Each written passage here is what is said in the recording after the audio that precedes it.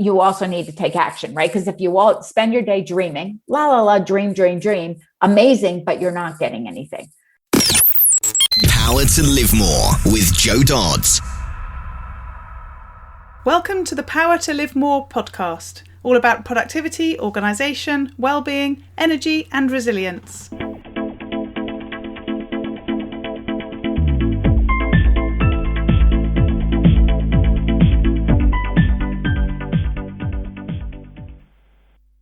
I'm Jo Dodds, and I started this show to enable interesting people to share their stories about how they use their power to live more, and by that I mean to do the stuff that they want to do more than the stuff that they need to or should do. It's about creating a life for yourself where you have the energy, health and space to be happy and fulfilled, spending your time as you'd like, whether that be at work, home or somewhere else entirely. That's your choice. Hello. My name is Ellie Dodds and I'm co-presenter, and today Joe's interviewing Hildie Dunn of Handel Group. Hildie's natural enthusiasm and incredible heart is well suited to coaching. Her spirit, while infectious and inspiring to her clients and colleagues, is balanced by her desire to see people through not only the victories but also the roughest patches of their lives. Her mission as a coach with Handel Group Life Coaching is to empower people to live extraordinary lives and reach their dreams with joy and intention. That's quite a tall order, but Hildie delights in the challenge. Hildie received her bachelor's degree in English with a minor in education from Lasalle University and her master's degree in student personnel work with an emphasis on human development from the Ohio State University. She dove into the educational world and has been committed to educating and helping people of all ages flourish ever since. She was formerly a 4th grade teacher at St. John's Ukrainian Catholic School in Newark, NJ, and Assistant Dean of Ursinus College in Collegeville, PA. Hildie then saw her opportunity to help adults continue to learn and evolve when she found Intensati. She so loved this powerful heart, mind, body fitness practice that she became an instructor.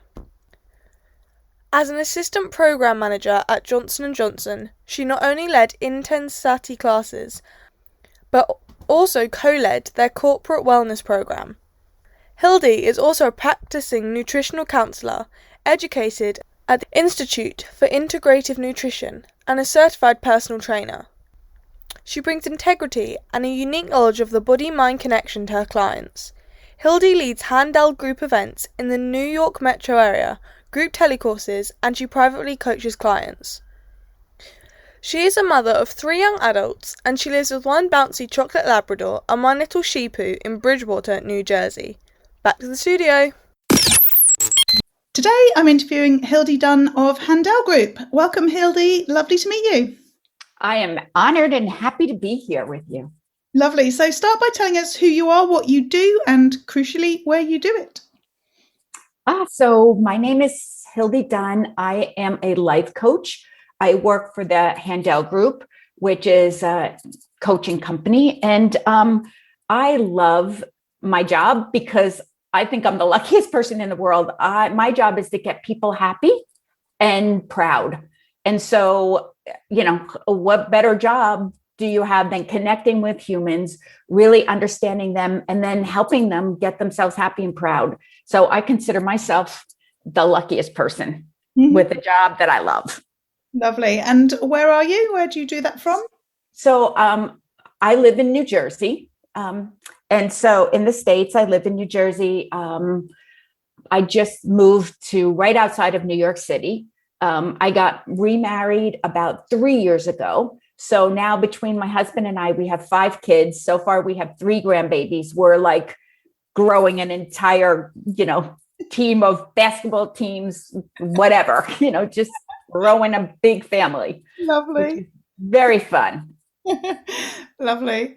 So the next question I ask my guests is usually how this all came about, because quite often, whatever you've told me, and I think this is definitely the case, is probably not something you thought you were going to do when you left school. I can't imagine, or you went through your sort of young years saying, I'm going to make people happy, but maybe you did. I don't think we thought that was a possible job. We might have said, firefighter or teacher or something, but making people happy probably wasn't on that list of careers, was it? No, I mean, not in that term, but I always wanted to be a teacher. I always wanted to help people. When I was a little girl, I wanted to be a nurse. But, as I grew up, I was so impacted by my teachers. My dad was a teacher. I decided I wanted to be a teacher. Right. And then I did my master's degree in human development. I became a dean at a college, and I'd really immersed myself in the education world. And then while I was there, I realized like there was something still missing with how I was working with my students, what I was doing, how I was helping them. Mm-hmm. And within that process, I also started doing some fitness work. I started teaching fitness classes and really also understanding that in addition to helping people, there's a part of the body that matters, like how we move our body, how we experience the world through our bodies. So I started to explore the fitness world. And then through that, I found the Handel group.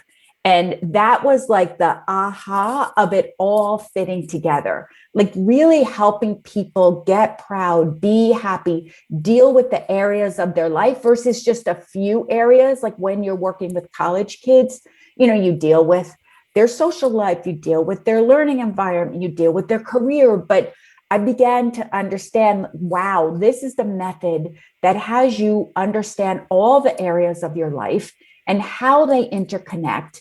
And where you are stuck in one area impacts where you're stuck in other areas.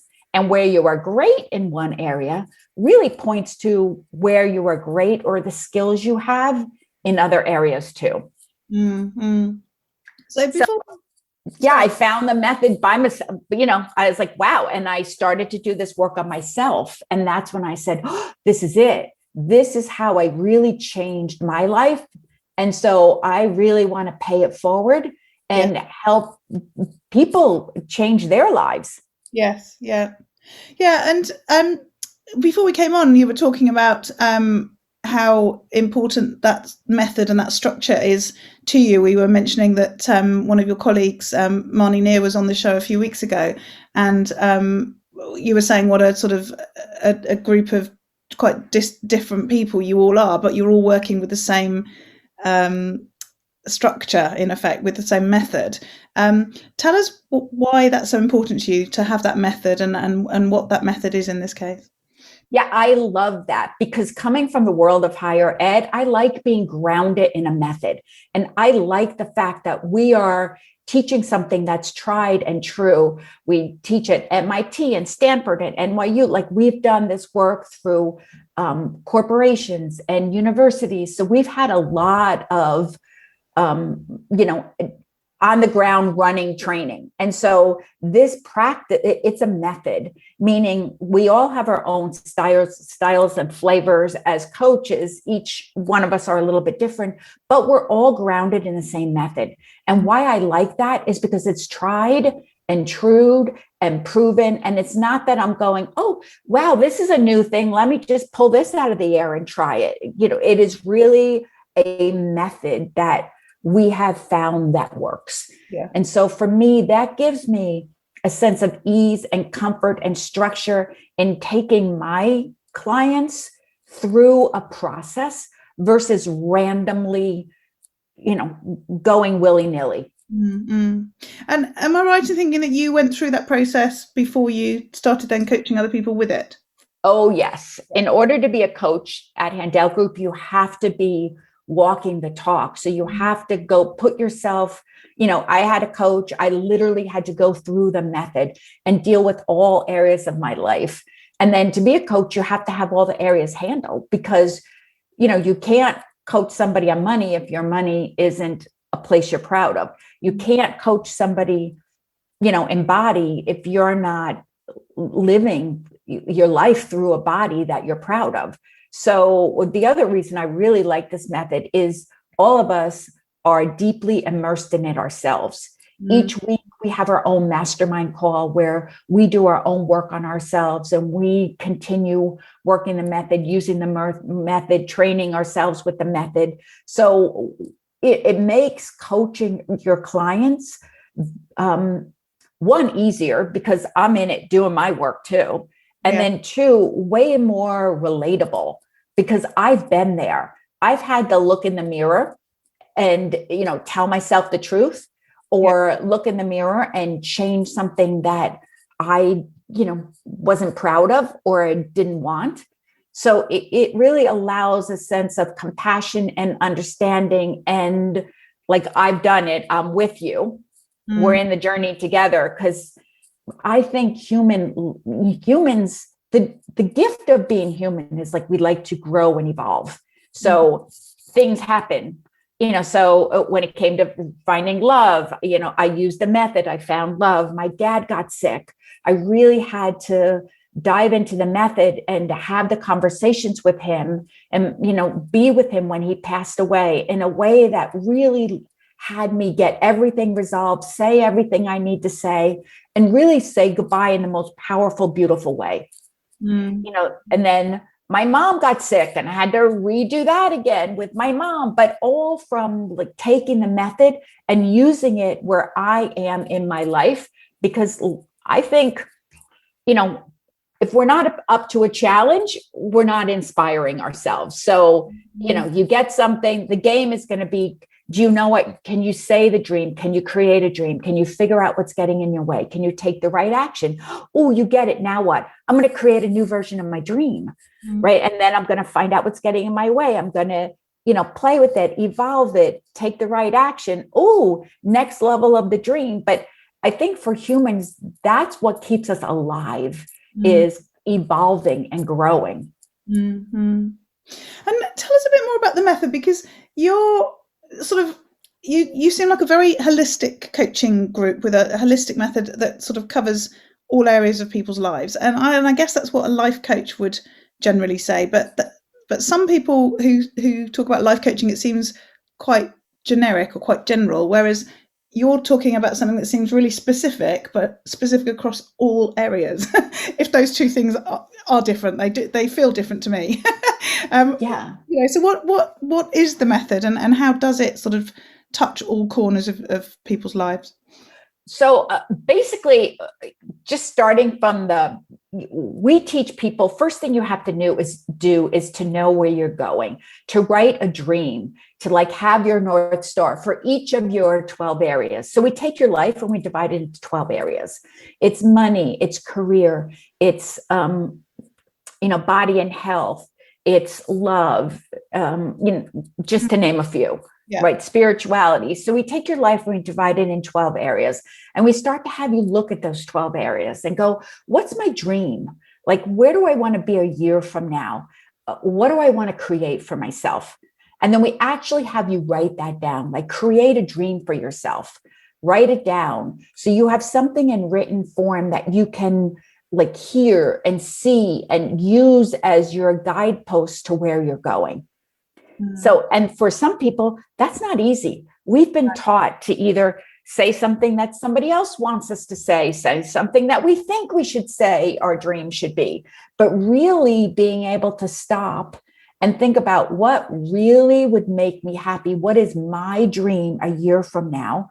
We have it be a year out, just so it's a stretch but doable, versus too far out is a little overwhelming. Yes. Right. So first, we have you write your dream down and articulate it and use language that's right for you, but inspiring, that's specific, but, a stretch, but doable. So step number one, then once you write your dream down, then we start to think about, okay, what's getting in your way? And we have different tools to deal with your inner dialogue, right? So, we have thoughts that drive our actions. So we believe you have a thought, which leads to a feeling, which leads to an action, which leads to a result. So what we have to do is understand what thoughts you're thinking and what's driving your feelings, your actions, and your results, right? And the thoughts that are in service of the dream, keep. They're yay, right? That's great. But what we have to then do is go after the thoughts that do not work for your dream and hold them up and go, is this really true or not true? What's driving this? So we have 3 major categories that we will categorize initially to have you think about your thoughts. The ones that are not in service of the dream are either going to be your brat that wants to throw a fit. I don't want it. I deserve it. I should have it. How come she can have the cookie and I can't? How come he gets to do that and I can't? The brat. Mm-hmm. The chicken, which is the voice of fear. Like, yep. What if I tell the truth and they don't like me? What if I don't get it? I've already tried before. It didn't happen. Maybe this is just good enough. Mm-hmm. Right? Or the weather reporter, which is the voice that reports on your life as if it's just happening to you. Like the weather reporter would report on the rain, on the weather. It's mm-hmm. raining in New Jersey, right? It's snowing in the mountains. But basically, it's like there's nothing you could do about it. Yeah. So you become the victim to it. Uh-huh, uh-huh. But the bummer about that is you give away your power from that perspective.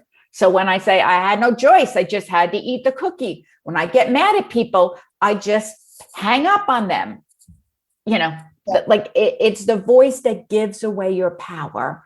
And our method is really built on giving you your power back. Yes. So one is like, what's the dream? Remember that vision, because that's where you're going. That's going to ground you. That's going to give you the opportunity to hold everything up to it and say, is this in service of that dream? Right. And then we have you look at what's getting in your way.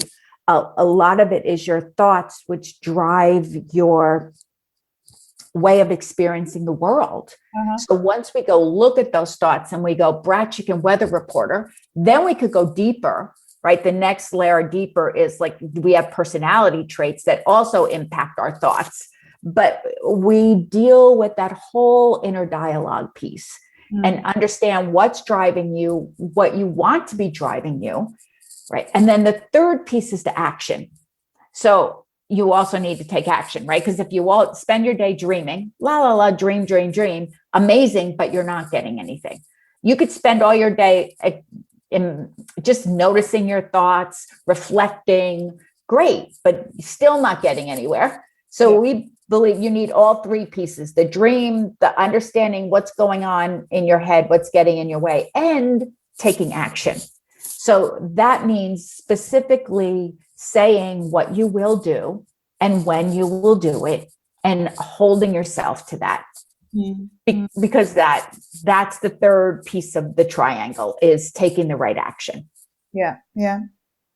And how do you work with your clients? I was talking to someone the other day who's also a coach, and we were talking about how sometimes you want some structure, like we've just been talking about, because that sort of gives you something tangible, but often the conversations you're having with people flow with whatever happens in the moment with them. And so, we were talking about how, there's a sort of balance. You don't want to go in with nothing, but then equally you can't go in with too much structure, because then you're leading the conversation and it's really, supposed to be about them, sort of thing.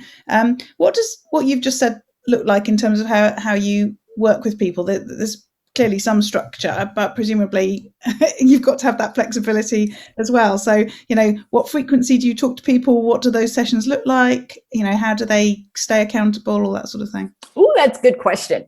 So big question. We usually work with our clients weekly or every other week, mm-hmm. because you need that consistency. Because what we're doing is building a muscle. We're like teaching you a new way of thinking, of speaking, of taking the right action. And so you need to build that muscle. It's like when you go to the gym, the good news is you go to the gym every week, you do the exercise, you build the muscle, but you don't go to the gym. What happens? The muscle, starts to atrophy or go away. Mm-hmm. So the method is built on training you. So usually we do not deal with all 12 areas at once. That's a little overwhelming, right? So we have you pick the top 3. And what I suggest my clients do is pick the top 3 that they're suffering the most in, because once you learn the method, you can you'll just keep using it. Like I was saying, you have a challenge that comes up in your life, you use the method, there's an illness, you use the method. There's a move, you use the method. You get married, you use the method. So you can pull out the tools from your tool belt and keep using them. So I go, let's start with the areas that you're struggling in the most, or the areas that you really want to see a result in.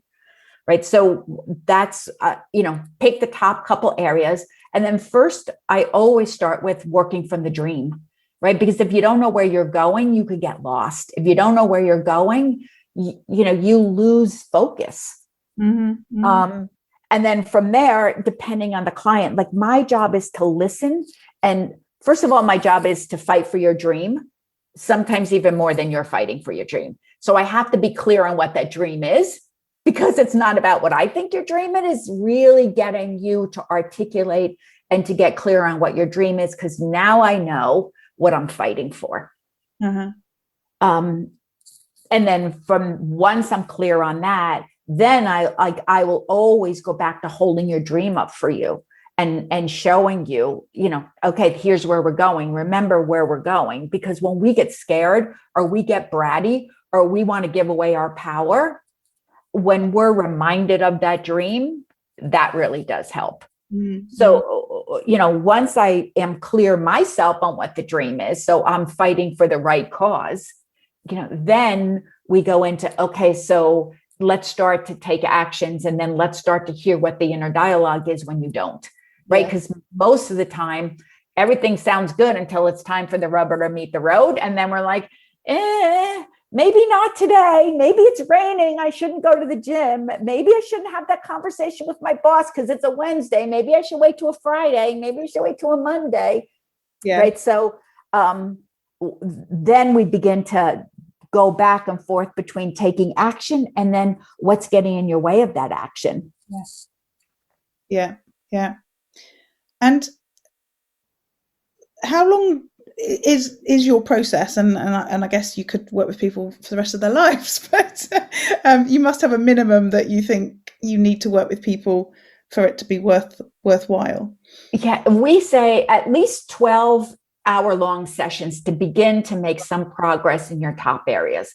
If you really want to see results, we tell people they should have 24 sessions with us, which really gives us a time to dig in deep, start to make change, starting to have you learn and understand more about what's driving you and where you're stuck. Because my job is to teach you the tools that then you can keep using over and over again. Yeah. I do have clients that stay for a while. They finish one area, then they want to go work on something else. And then they finish that area and they want to go work on something else. Or sometimes they just come back for like quick check-ins, regroups, rejiggering of, the right actions, and then send them off again. Yes. Yeah. Yeah.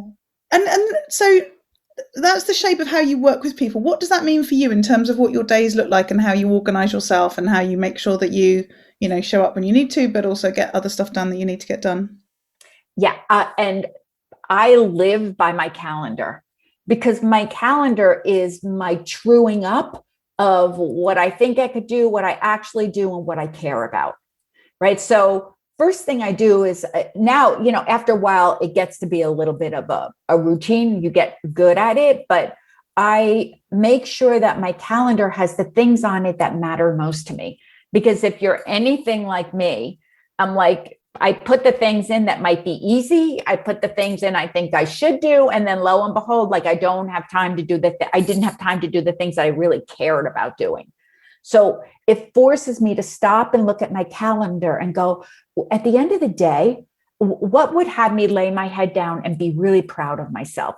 What am I doing that really does balance helping somebody else and helping myself? Because left to my own devices, I could be helping everybody, and then, not take care of myself, which is not the method, right? That's not walking my talk. So literally look at my calendar and I put the things in that matter most to me. And then I fill in around it. Yes. Yes. So the old big rocks in there first before the small stones and the sand and the water. Absolutely.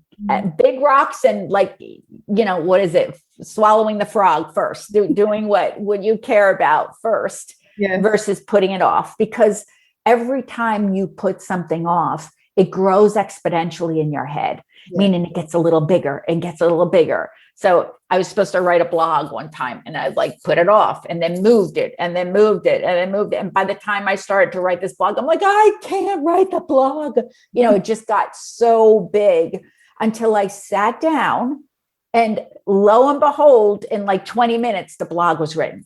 Yes. Right. And I'm like, oh my God, the energy and the effort that I spent in moving it and making it, like getting the monster grow bigger and bigger and bigger. Yes. Is, and so we really do teach people putting it on your calendar, getting clear. I have a rule. I'm only allowed to move something twice.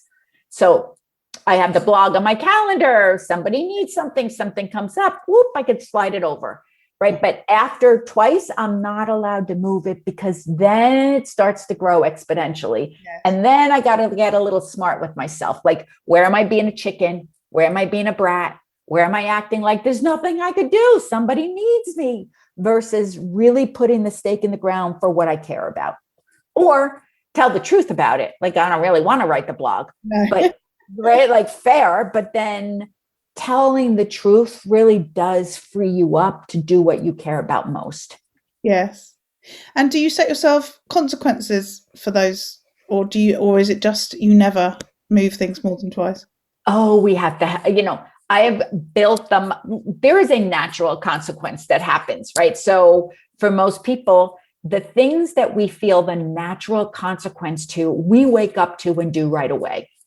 Like, you don't put your hand in the fire because consequence is pretty immediate. Like, ow, you don't step out on a busy road on the red light because consequence is immediate. But there are consequences that are not immediate. Like, you can eat a cupcake. Fine. Yeah. Cupcake the next day. Okay. Cupcake for every day for like 3 weeks. Maybe not so good. The pants aren't going to close anymore. Right. So in the beginning, I really did need a consequence to hold, like an artificial consequence that we teach people to create for themselves, that will wake themselves up and allow them to keep their word to themselves. Right. So I say, either I exercise every day, or I do 20 burpees before I go to bed. Which 20 burpees before I bed, any of you that know about burpees know that that's not a fun exercise. If you don't know what they are, look them up and you'll see exactly what I mean, right? But it's also in service of the dream. And when I'm thinking about, am I going to work out? I go, am I going to work out, or do I want to do the burpees at night? Oh, I'd rather work out. If I don't work out and I do the burpees, I'm back to having kept my word to myself, because it's like an either or. Yeah. And the places that we're most proud of ourselves are the places that we keep our word to ourselves. Mm-hmm. So for moving anything on the calendar, oh my God, the big consequence. The big consequence is like it gets bigger and heavier and heavier. But, for me, if I move something more than twice, then the next day I don't get my coffee in the morning. Now, if you know me, make the day even harder.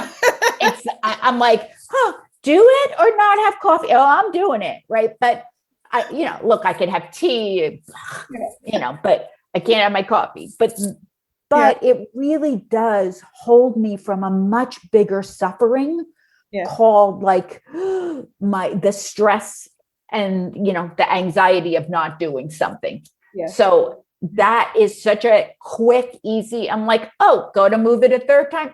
I don't think so. No. So we talked about getting really clear on what you want, and also, as you said, not necessarily working on all of the 12 areas that you identify and sort of prioritizing those. And then you also talked about putting those big rocks into your own diary. How do you help people to prioritize? Because, often that's the first issue is what you said, people often don't know what they want. But then once they do, it's often that there's so many things and so many requests from other people and so many different roles that we play in our life that actually there's no time for the most important things, or rather there is only time for the most important things and not for the rest of it. How do you help people to prioritize those things? look, it's really, we don't have time to do everything. So we really do have to stop and tell the truth about what we care about the most. And most people don't do that. Most people, a lot of things on that list are the things that they should be doing or they think they should be doing, right? Versus what do they really care about doing? And so once I start to get people clear on their dream, I have them read their dream every day with reminds that it's like a quick wake up about where are you going? What do you care about? And then, is really putting things on the calendar so that you're beginning to prioritize. Yeah. So yeah. It's like, it's not time, it's our relationship to time. And it's, look, it's our heartbeats matter. And so when you think about it from that perspective, it starts to wake you up to the things that you're doing for other people or, that isn't that important to you. No. Lovely segue into my next question, which is boundaries. How do you help people to set those boundaries? You mentioned other people. They get in the way, don't they, other people sometimes? Yeah. And, boundaries some of boundaries is about telling the truth. Most of us, don't keep our boundaries because we aren't clear. We don't have honest, real communications with somebody else about what we want, what we think, what we need, how to balance it. Yeah. And so, one of the things that is really important is to learn how to have an honest conversation. That's the balance of grace, which is the heart, and wisdom, which is the knowledge, right? So like please is the grace and pass the salt is the wisdom, but really teaching people to tell us, to have a conversation that's balanced, because most of us go to one extreme or the other. Either it's too much grace, maybe if you don't mind, if it's not too late and you don't really care and it doesn't rain outside and you got your shoes on, could you take the garbage out? And then the person is like, do you even really want me to take the garbage out? Like what? Right. So it leaves somebody confused. Yes. Or there's too much wisdom, which leaves a dead body. You're like, take something out, take the garbage out, so balancing the grace and the wisdom, but being able to say what you want and need and having somebody understand you is key to having a boundary. Some of it, yes, it's your own yes and no, profound yeses and profound nos. And then if you make promises around the profound yeses and the nos, like you don't have to vote in the moment for sure. But the other part of it is, how do you articulate it to somebody? Because very often now for people that are well and, mentally well, they don't understand. We haven't articulated, we haven't said it well and straight enough. And with that balance of grace and wisdom, so somebody understands what we want or need. Thank you. So let's move into some more sort of practical stuff. So things that you use to help you to do what you do. You talked about your calendar being really key. Have you got other tools or apps that you would swear by that you would recommend? Calendar, I swear by. Making yourself some promises and consequences and then telling somebody about them, right? Yeah. So we don't do a great job keeping our word to ourselves, but we do a way better job keeping our word to somebody else. Yeah. So if you can sit down and you pick your top 3 areas and you're like, okay, what are some of the promises I want to make, or what are some of the actions that's going to make a big impact for me? Make sure that actions is a stretch, but doable, right? So you don't want to go too many, make it too big, or it's not going to be doable. And then, really making yourself some good promises and giving yourself an artificial consequence if you don't, and being clear and specific about it and telling somebody that's huge in taking action. Yeah. Thank you. And then the third thing that I love to do is I have people actually, in addition to writing your dreams for the area, I actually have people write an I am statement, which is, I am is really one of the most powerful words or phrases in the universe, because what you say after that, you actually call into being. So in addition to writing a dream, I have my clients write an I am statement, which is like the stake in the ground for who you're being, which then sets your state and sets the way you see yourself and your day, and, helps you when you're making those decisions. Yes. In the moment, spur of the moment decisions. Yeah. We were talking about that actually at my gold member call this week. We were talking about habits, and I was saying something similar. If you want to do something regularly moving forwards, instead of just saying that's what you want to do, actually say that you are a person who does that. So, if you're somebody who's going to, stop drinking alcohol, you might say, I'm someone who doesn't drink alcohol, rather than I'm hoping to, or I'm planning to, or I'd like to, or whatever, stop drinking. And so we were having that discussion about how important, as you say, using, I am somebody who helps you to implement those changes that you want to make and those habits that you want to get going. Yeah, language is powerful. The words that we speak really are powerful, and how we speak it make a difference. Because I hope you can just see the fingers crossing.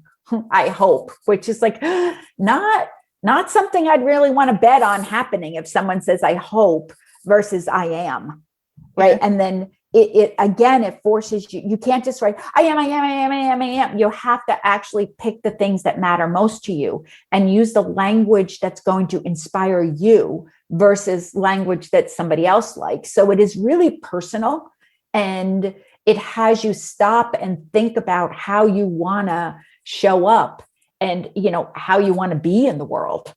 Yes. Yeah. Yeah.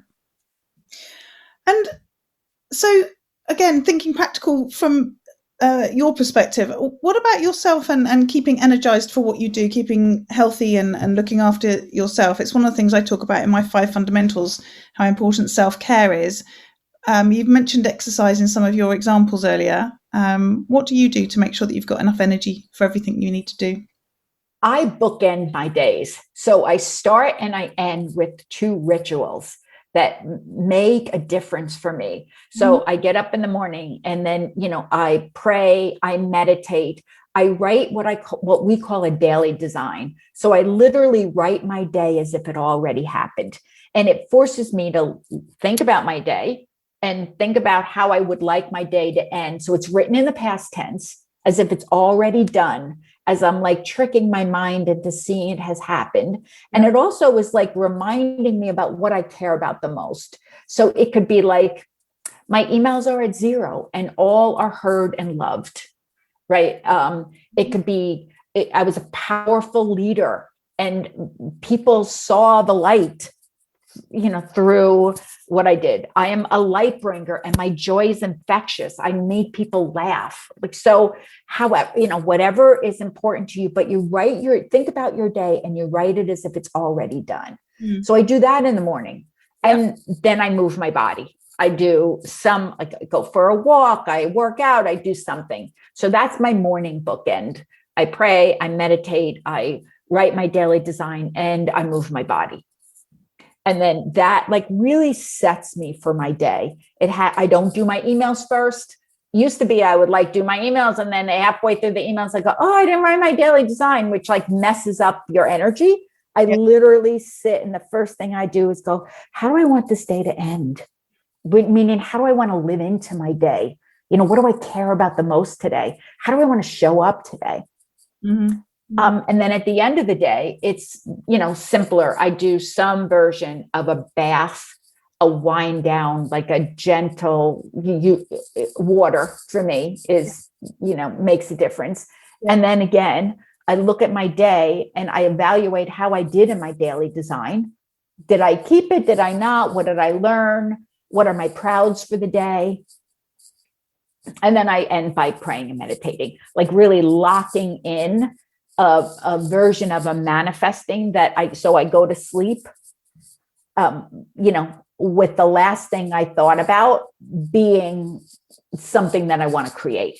Yes. I used to go to sleep, literally praying for what I didn't want it, Like, please, dear God, don't let Teresa get in trouble at school. Please, dear, let Brian please let me do great on like this workshop. Like, it was really like said from the place of fear. Yeah. Right. Versus now, like after, I do my prayers, then I really stop and I see myself having done well in a workshop.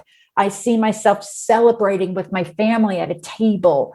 I see myself, speaking on a podcast. I see it done. Right. So, which is for me, a very different way of ending my day from a place of manifesting. Yeah, lovely. It's really good to hear that. And we were talking about that on the call this week, because we were talking about habits and gratitude and routines and rituals and all that sort of thing. What was the process for you in terms of getting that in place and it sticking? Because I think a lot of people start these things and stop, or they wish they did them but don't. And the people who are doing them rave about them. So what was that process for you? Well, yes. And I was just like that. Oh, it's a great idea. And then I get distracted and then I do something. And then I'm like, oh, never mind. Right. I was famous for going like, never mind, I'll start tomorrow. Yeah. But for me, setting a timer.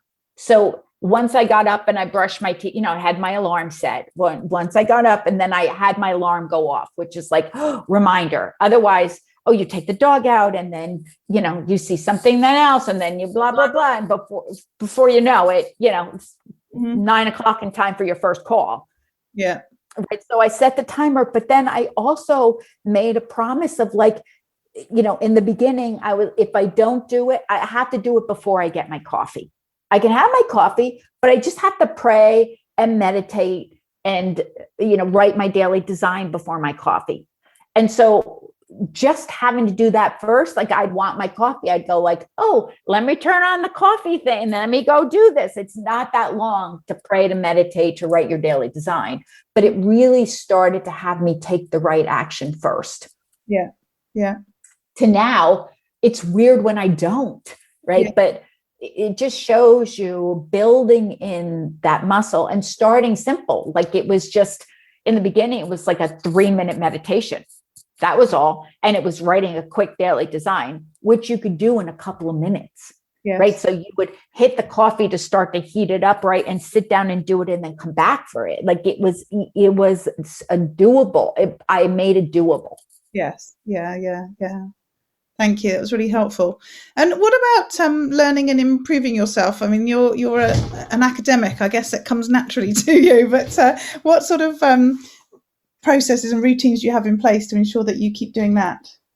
Yes. My dad was a teacher. My dad took classes all the way through till 6 months before he died. My dad was still taking college classes. Sometimes at the end, he could only go to a local, small college nearby. So he actually he would audit the classes and he would actually retake them just so he could keep learning and keep studying. So I do the same thing. Like I'm always reading, always learning. I have a promise of like a book a week. It is really important for me to just keep learning, expanding, right? Even if I don't, even if at the end of the book, I don't agree with it, it still taught me something and allows me to open up my mind to possibility. Mm-hmm.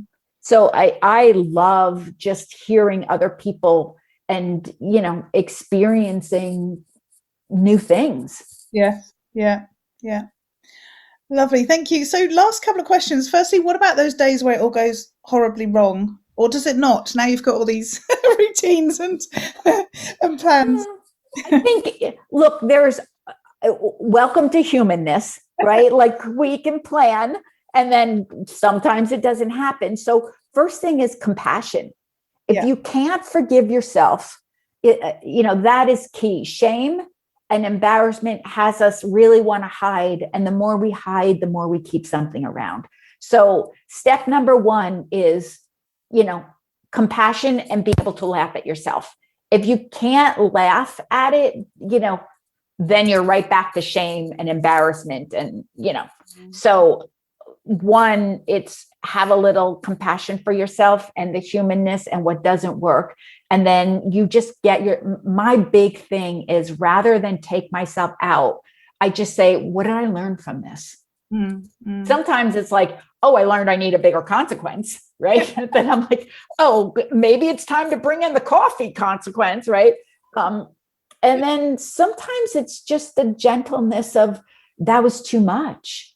That's my old way of being. Like, I have a personality trait. I call her Glenda gone bad, Glenda the good witch, right? Who like went bad, who like really will martyr herself for everybody else. So if I could just get my lesson, it's like, oh, Glenda was in the house, let me just put some rules in for myself, or let me remind myself what I need, but have it from a sense of humor and compassion versus, beating myself up for thinking like I shouldn't make a mistake or, can't do something wrong. No, exactly. And then what about those days where you get to live more? And that's where I describe it as getting to do more of the things that you want to do and less of the stuff that you don't want to do. What do those days look like for you? Those days, is a combination of, one, talking to my children, the grandbabies, that is one, such joy for me. Right. And then, two is really talking to my clients and really seeing the difference that they're making in their life. And then always making sure I have time to connect with my husband and just sit, because, Glenda gone bad could take care of everybody else and then forget about her own little, space. So I really do, at the end of the day, sit down and just, even if it's 5 or 10 minutes of literally looking at him and repeating what he says, so that I feel, we're connected, he feels heard. And, that, so I love talking to my kids. I love seeing those babies, like, that just like brightens my day. Working with my clients, just seeing the progress they're making, cheering them on, getting the impact of that in their life. And then really winding my day by being able to have that connection time with Mike. Yes. Yeah. Lovely. Thank you, Hildie. It's been great talking to you. Let people know how they can find out more about you and get in touch. Oh, yes. If you go to handelgroup.com, handelgroup.com, you can find more about us there. In the show notes here, there's going to be a current reality quiz, which is a great place for you to really step back and look at your areas of life and see which areas you're winning at and which areas you really should focus on. Because a lot of times we get numb to what's not working, and it's a quick eat. We're only 2 or 3 promises away from making a huge shift in our life. Yeah. So you could look for us. You can look for me at Handel Group, or in the show notes. You could do that current reality quiz. Lovely. Brilliant. Thanks, Hildie. Thanks for your time. Oh, thank you for having me. Attention, home-based coaches and consultants. Are you stuck and not getting stuff done? Do you wish you were more organised and had more time to live more?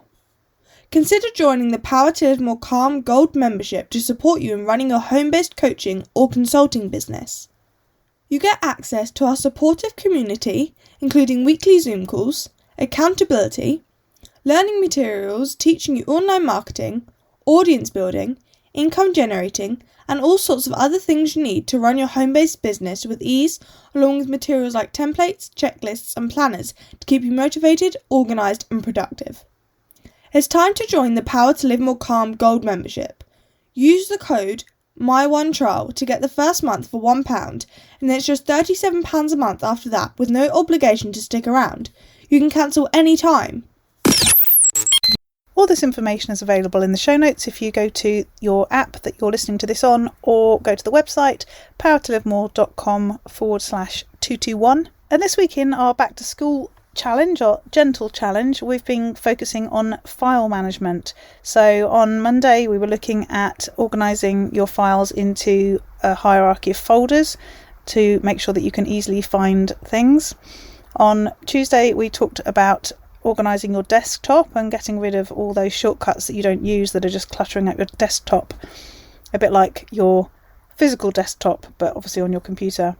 And also about file naming protocols, so how best to name your files when you do save them so that you can more easily find them afterwards. For example, when I'm doing presentations, I have a folder that's called PowerPoint slides, and then I name the PowerPoint presentation by the name of the talk that I was giving or who I was giving it for, and then I add the date as well. In fact, I put the date first in the format with the year, then the month, then the day, so that it all orders in sort of date order. But you need to work out what works best for you so that you can easily find things. Wednesday we talked about bookmarking, so in your browser how you can organise again folders and hierarchies of bookmarks to enable you to again find things more easily and not have to sort of think too hard when you're looking for those really important sites that you need.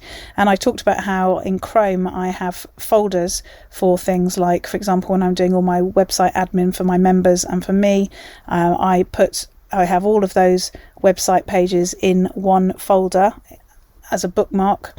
And then I go into that, right click, and then open all in new tabs or new window, and it will open all of those web pages all in one go, and then I can go through and admin them all and shut them down as I've admined them. So it doesn't mean that I have to go into each individual website and find the URL and log in and everything else. It's all saved in there and I can open them all in one go. So if you haven't used bookmarking, then it's a really good tool to use in terms of being able to find things more easily. And then for the rest of the week, we're going to talk tomorrow on Thursday about backups and a bit about Dropbox and Google Drive and how you can use those to keep your files organised and how you can organise your files once they're in those places as well. And then on Friday, we're talking about passwords and how you avoid having lots of bits of paper with your passwords on that you can't find, or insecure Excel spreadsheets, and or lots of websites that use the same password because you need to be able to remember it, and lots of perhaps passwords that are not very secure for the same reason that you're having to remember them rather than hold them securely somewhere. So I'm going to be talking about passwords on Friday. So that's this week all about file management. Last week, if you remember, was email management, and next week we're talking about processes, and then the following week we're talking about automation. It's not too late to still join with the Back to School challenge, and in fact I'm going to keep that challenge as an evergreen opportunity moving forward as well. So it doesn't matter when you're listening to this and thinking about getting some organisation to your files and your email and your admin and so on, you can pick this up and go through from here. So all you need to do is go to powertolivemore.com/back to school, and you can register to get the daily emails with your tasks there. Again, the show notes for this week's show are at powertolivemore.com/221, and we look forward to speaking to you next week. Use your power to live more.